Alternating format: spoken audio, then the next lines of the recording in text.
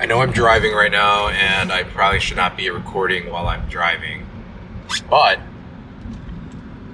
the thing that I wanted to say, I wanted to make sure that I didn't forget. So this is just me rambling on about what Bubu Future is, and what Bubu Future is not. So what Bubu Future is a brand started by a husband and wife duo, myself and Sierra. And really the mission of our brand is to spread awareness of like our core beliefs, right, which are rooted in like loving yourself and then loving others as a result. And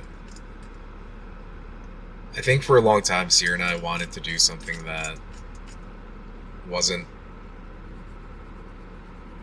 going to be, that wasn't necessarily, like a standard business. Just because I don't think either of us are motivated by or inspired by just doing business just to do business. Don't get me wrong. I think that's what people have been doing. That's what people do. And I respect people that have the drive and determination just to open a business just for the sake of surviving. Nothing against that. That's how the world is and was and probably will continue to be. It's just that for us, personally, I've been all over the place, and for the longest time I thought I was doing something that was what I was supposed to be doing. And in it, I found no satisfaction. It was killing me day by day, just to continue to show up and feign interest in the thing that I was supposed to be doing to be making a living. And I'm not excusing myself of any responsibility there. I did what I had to do whenever I was working. But my heart was never in it, and not because I didn't want it to be. Especially my last job at Walgreens. That was the one that I was like, okay, what if I just spend the rest of my life working for Walgreens and just do a good job and really help deliver the value of Walgreens to all the customers and our patients. And don't get me wrong, if you are very invested in the idea of Walgreens and the concept of Walgreens, I understand how you could feel that way. But for me, Walgreens is just a company. Sure, it was the company that was paying me, but in the world, as the world exists, Walgreens isn't something that has to exist. What was I fighting so hard for? What was I working so hard for just to perpetuate this company? Because let's face it, I think this is the reason why people get into product management and then burn out, is because the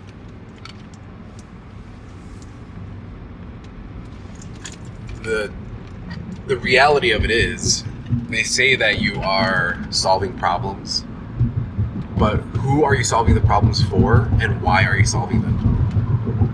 I feel like that's the most fundamental part of solving any problem, is understanding those two things. And in corporate America, the whys weren't rooted in any actual need. The needs were always manufactured, and we spent a lot of time trying to nail down the needs of a lot of the stuff that we were trying to build. And to me, the needs never held up.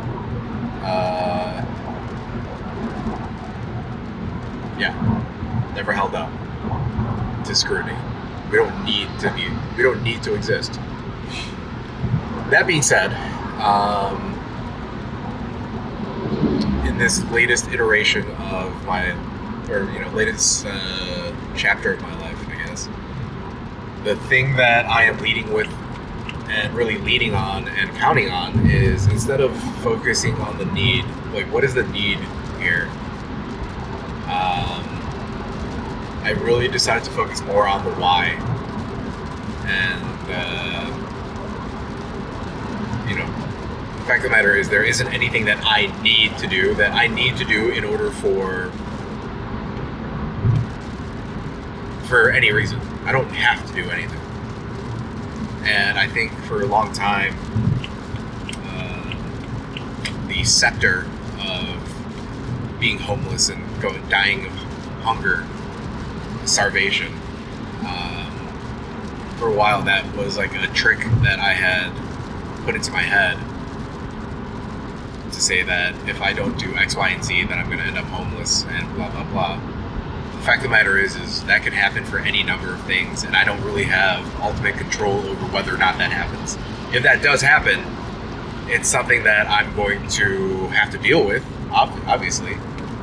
But from a willing it to never happen type of decision, I don't truly believe that that is true. That being said, given this opportunity to do whatever it is that I wanted, thought long and hard about it, and what we landed on, Sierra and I, was we want a way to, like, the intent, the mission is to spread the awareness of what we truly believe, and the thing that is at the core of what we value. The best way for us to communicate that, for a while I did things like started a podcast and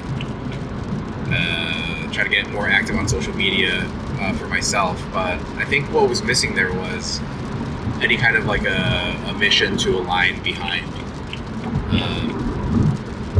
I think as far as creating a product that that's more easily digestible and more immediately understandable, right? So the thing that we're currently focusing on right now is reselling clothes, and really there's two parts to it. Number one, the first part of what it is that we're doing by reselling clothes that aligns with our mission is we're going out there, like, all these clothes that we find at like thrift stores and like Goodwill and the bins, like, these are like one of the last steps before all those clothes end up in a landfill somewhere just rotting away. And while there isn't any value inherently in donating my money to these organizations so that I can buy these clothes and just pick the ones that I like just for myself, the full circle part of it comes when we get into, what? We are picking these things out because we see that they're beautiful, they're high quality. Some of them may not be as beautiful or as high quality, but they still deserve, they still got some life and can still serve a purpose. So that's what we're doing. And the way we complete the circle is by doing the work in terms of preparing, like washing, identifying, listing all these clothing items on eBay, on Poshmark, pretty soon on our website, to make that available for people that are out there that may be looking for clothes. That's the initial closing of the loop. The loop gets tighter as we start developing our brand awareness, and we find an audience that resonates with the message that we are trying to share, which is of self-love and of unity, which can only be achieved amongst people that are all, that are all striving toward and like are motivated by the same mission of self-love. I just lost my train of thought there, but yeah, it's all coming together. Oh yeah, it's about finding and aligning with those people, and that group. A funny idea that I had was, like, I'm so about this. being driven by this belief system that we oftentimes joke that I should start a cult. But the fact of the matter is what we're doing is the furthest thing from the truth, or from a cult, which is we want to arm every individual out there with enough self-love that they could not possibly be tricked into joining a cult. We're in the mission of anti-cult because we believe that every individual has the right and they have the sovereignty to decide what it is that they're doing. And one of the things that we're bringing to the table is you can immediately now, through our offerings, choose how it is that you're going to present yourself to the world. That is how we're tying it into the mission. And, it doesn't stop there. As far as marketing goes, we have our social media where we're just trying to be as authentic as possible to our audience. And, sure, like maybe will we do some like TikTok dances and shit? Maybe. But mostly just because it's fun. We're not doing it we're not trying to catch anyone's attention whose attention isn't to be grabbed by us. But at the same time, we have to act in faith and put ourselves out there so that the people that are looking for us can find us. So all that being said,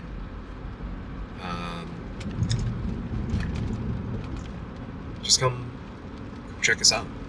Follow us on social media. We're going to be posting stuff like this on YouTube. I'm going to be starting a blog on our website. And it's more than just about what we're selling. What we're selling is just our offerings. We just offer these things to you, and if you want, you can buy them. We hope that you will, but you don't have to. And more than anything, we just want to spread the vibe. So, that being said, thanks for watching, and I'll see you next time.